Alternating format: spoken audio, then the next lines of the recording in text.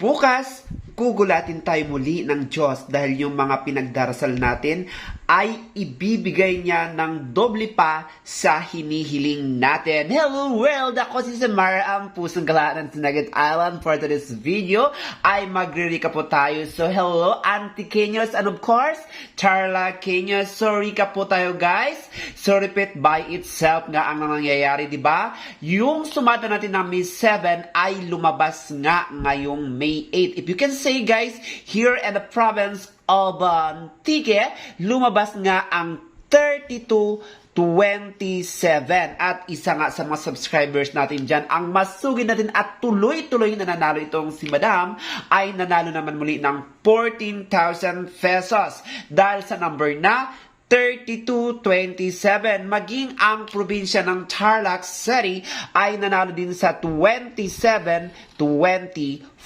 So ito ay matuturing nating parihong tumbok na panalo. Kaya congratulations sa lahat ng mananalo pa muli. So, we have a lot, 1,000 of winners sa probinsya ng Antique and a province of Tarlac City. So, pagdating naman natin sa ating May 8, so if you can see guys, meron tayong 27 pero may 31 din. So, binaligtad na naman dito ni Weteng. At here naman in the province of Tarlac City, ang lumabas po natin during second row is 14-21, which is meron tayong 14 pero wala tayong number 21.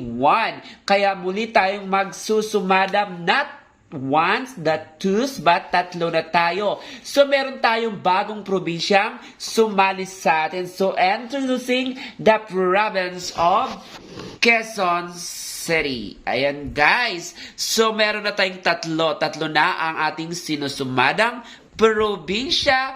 Ang probinsyang susumada ngayon ni Samara para sa May 9, 2024. At kung nais nyo mapabilang sa ating everyday submission o galing lang magbigay ng inyong resulta mula first to second round, turn it together with your provinces para natin mahanapan ng tamang interval to make you win. And of course, serving out Tarlac City. So if you can see guys, para silang may 14. That's why lahat sila ay binigyan ko ng interval na number 2. Hello Tarlac City. Huwag po natin kalimutan na sa program first ball ay kumatay sa taas, sa gitna at sa baba. Sa second ball mula baba hanggang gitna, pwedeng parang taas, parang gitna at parang baba. So tip number 1 to the province of Tarlac City is number 629. Kabilang po nila ang 1626, 1828, 1819, maging ang 1034 or 433, maging ang 531. So good luck and God bless to the province of Tarlac City. Now let's proceed to the province of Antique. Hello province of Antique. Huwag niyong kalimutan na sa ng first ball ay kumatalag sa taas, sa gitna at sa baba. Sa second ball mula baba hanggang gitna, pwedeng parang taas, parang gitna at parang baba.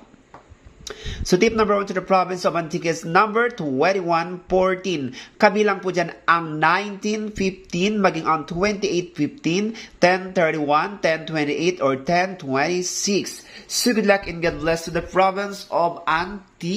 Now let's proceed to the province of Quezon. Since the province of Quezon is 14-1, then we have this the Parbat positive.